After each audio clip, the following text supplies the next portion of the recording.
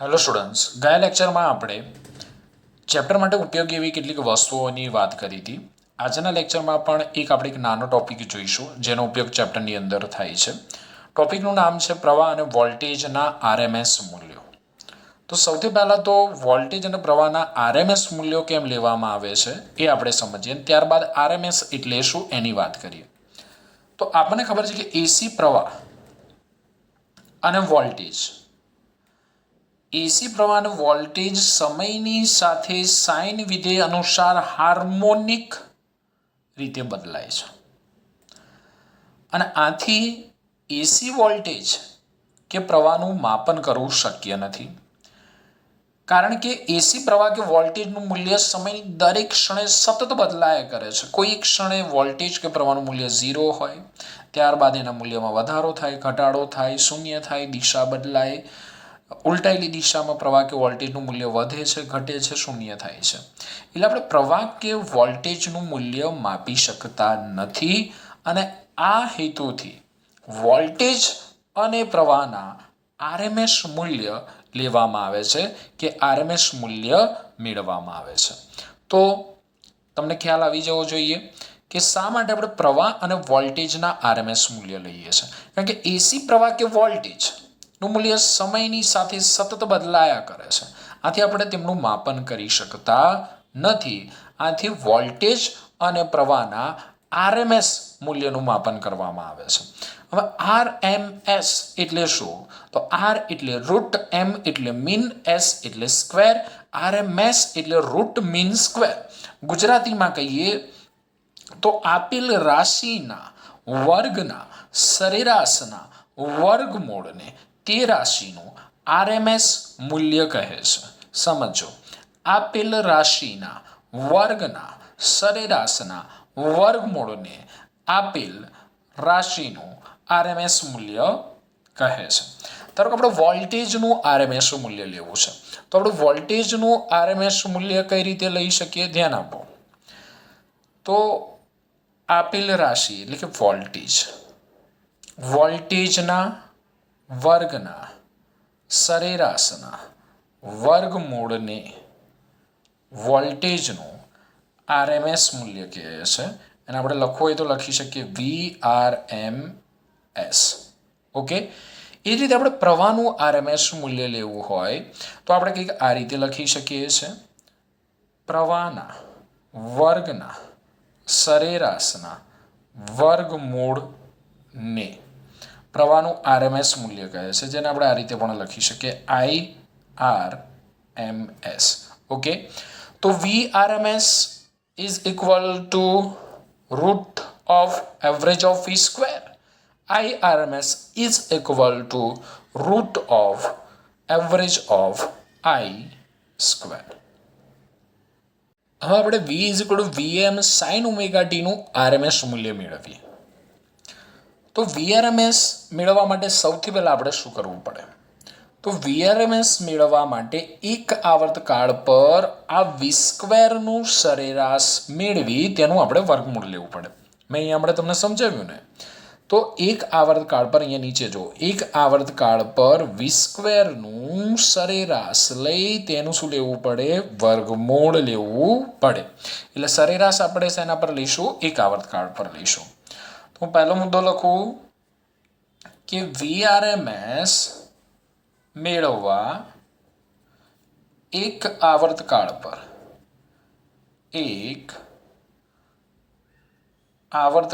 પર વી સ્ક્વેરનું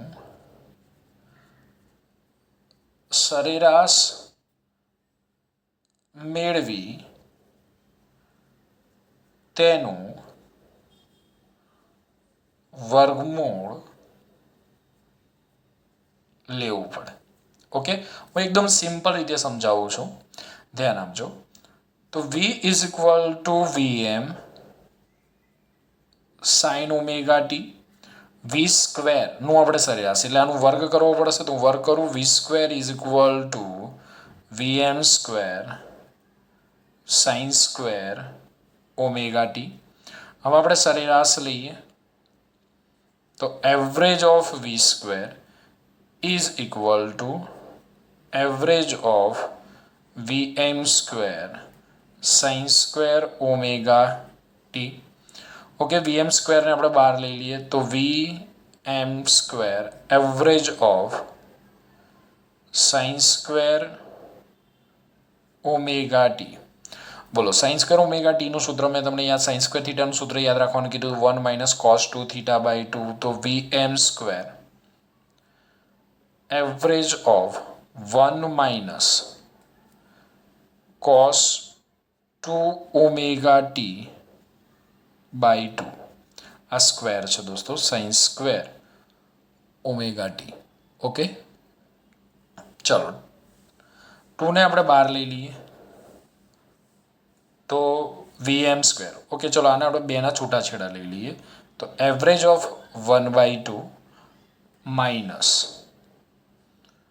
cos 2 omega T by 2.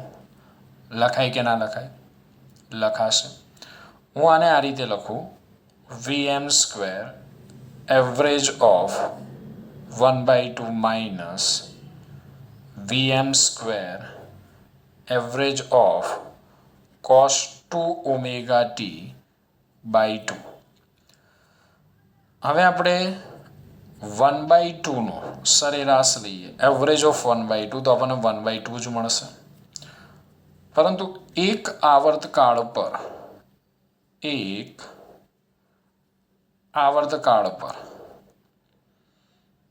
cos 2 omega T નું સરેરાશ શું થાય? મેં તમને ગયા લેક્ચરમાં યાદ રાખવાનું કીધું હતું, 0 થશે. એટલે આ જે આખું પદ છે એ શું થઈ જશે? 0. અને એવરેજ ઓફ 1/2 શું મળશે આપણને? 1/2.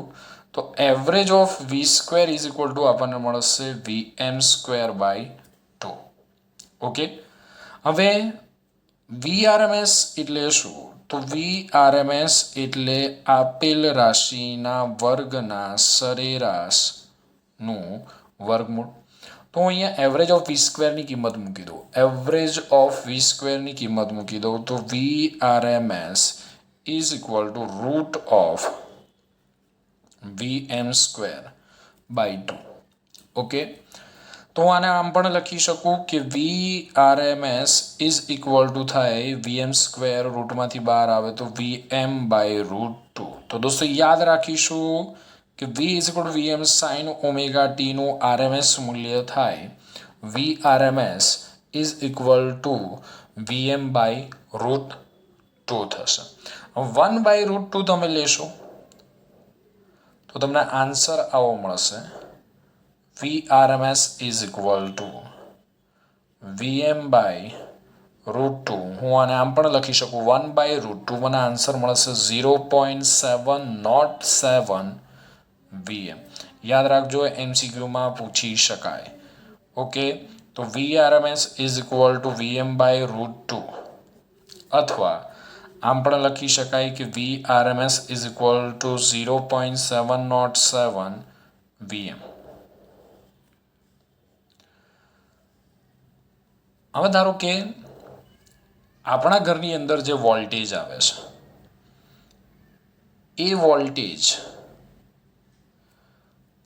220 વોલ્ટ હોય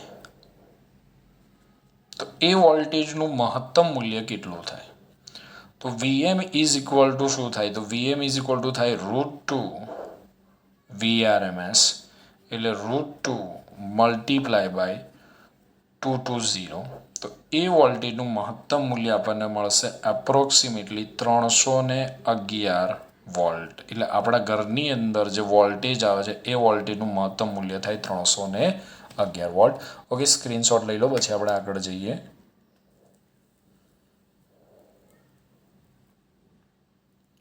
ફર્સ્ટ,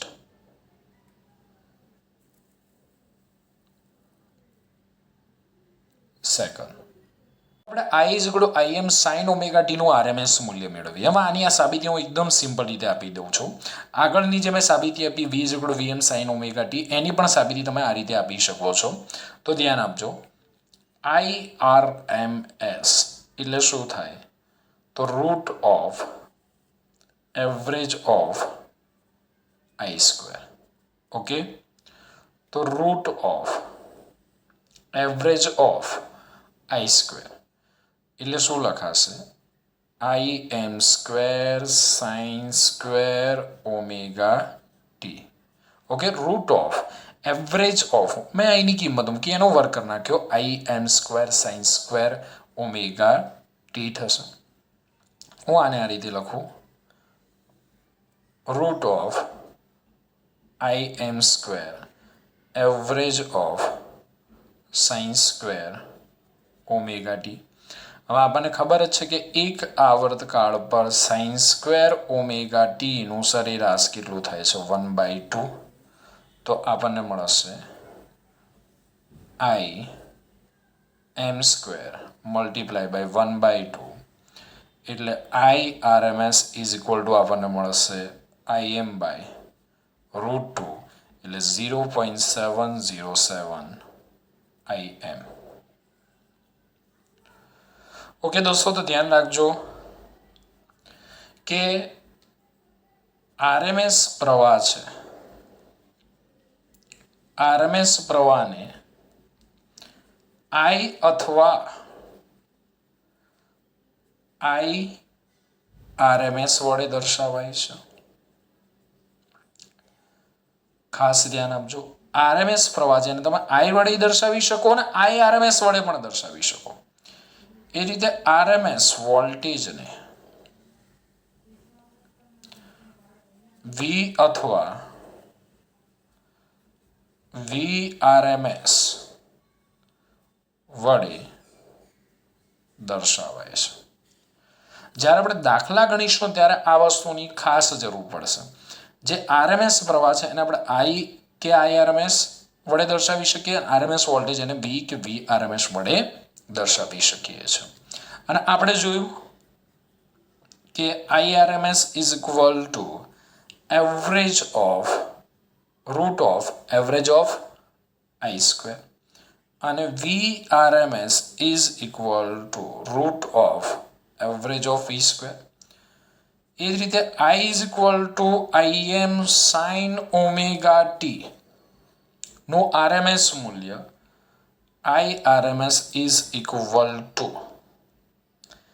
આઈ એમ બાય √2 અને V is equal to V M sine omega T નો આરએમએસ મૂલ્ય V RMS is equal to V M by √2.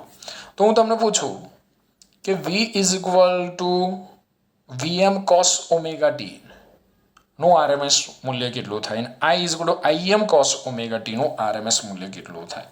Okay, note down કરી નાખજો, સોચો, પ્રયત્ન કરજો.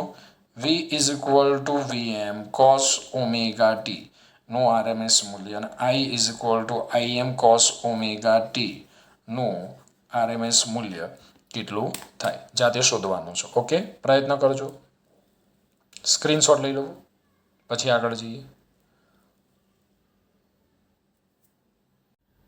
હવે આપણે I is equal to I1 sine omega T plus I2 cos omega ટીનું આરએમએસ મૂલ્ય લઈએ. પરીક્ષામાં પૂછાયેલો સવાલ છે આ. તો I RMS is equal to આપણે આવું લખી શકીએ, root of average of I square. તો અહીંયા શું થશે? જે આઈ છે એ આઈનો વર્ગ કરવો પડશે. ઓકે, તો ચલો હું લખી નાખું, પછી આપણે વર્ગ કરીએ.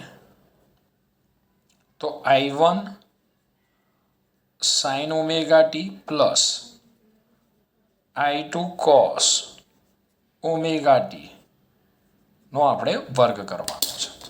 તો a પ્લસ બીનો હોલ સ્ક્વેર એટલે a square plus B square plus 2ab. તો આનો પણ વર્ગ આવો જ કંઈક થશે. Okay, I1 square